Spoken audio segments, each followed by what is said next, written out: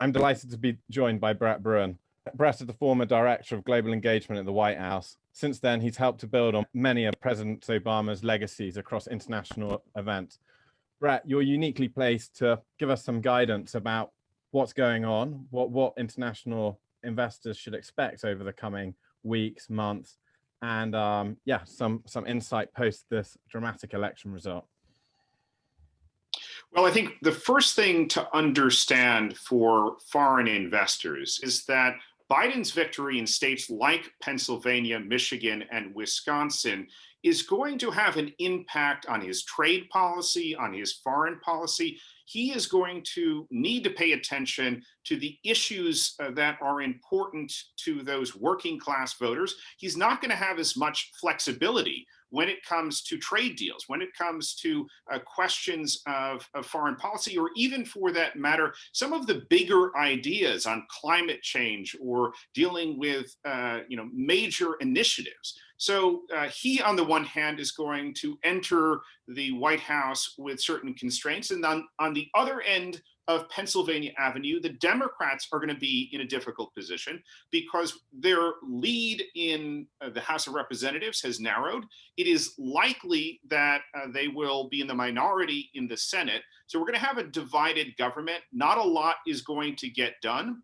But what this opens up, I think, is a space for businesses to engage more on some of these global crises. We've seen during COVID-19 how businesses have increasingly been stepping up, even outside of their area of specialization. And this is going to become important because I've often talked about this notion of how we've entered a post-American era.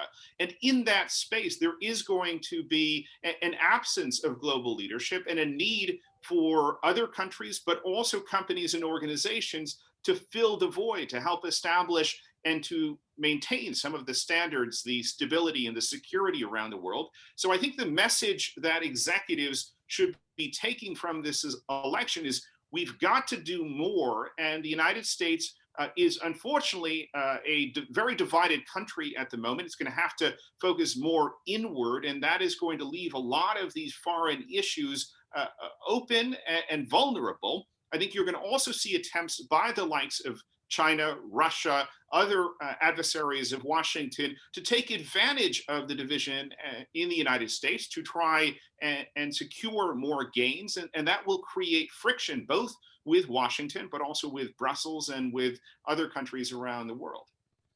And do you see that as a result of Biden having a weak mandate following this result, or do you see that just more broadly because of the result across all the houses?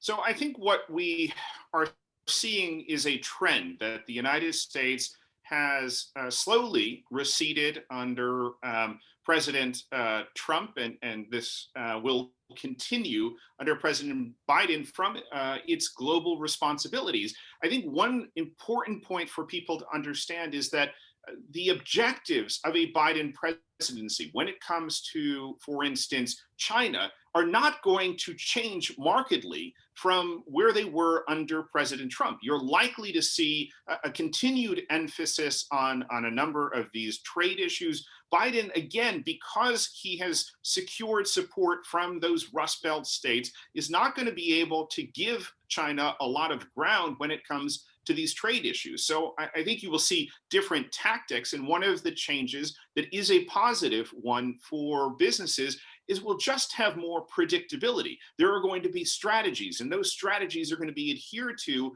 by a Biden administration, which is a marked change from what we have seen under President Trump, a very erratic foreign and trade policy. So that will help businesses plan out over a longer term.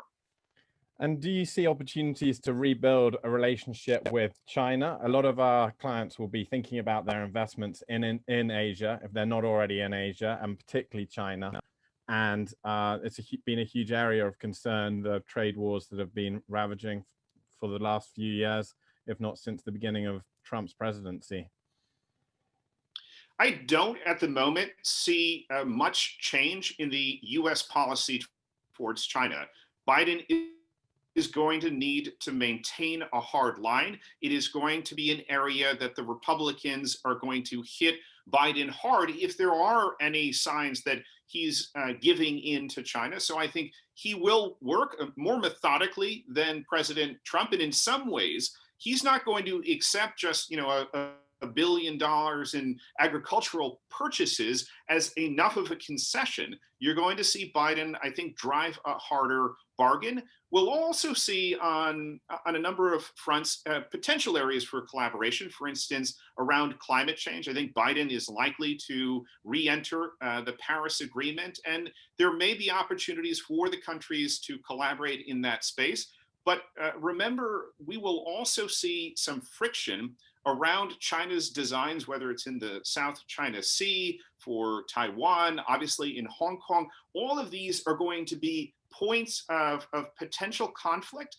And Beijing is going to want to test a President Biden to continue to exert its influence and show its power, and what they feel is the steady decline of American power, both in the region as well as globally. That's really helpful. Thank you so much for these useful insights as firms try and navigate what is very complicated and difficult times.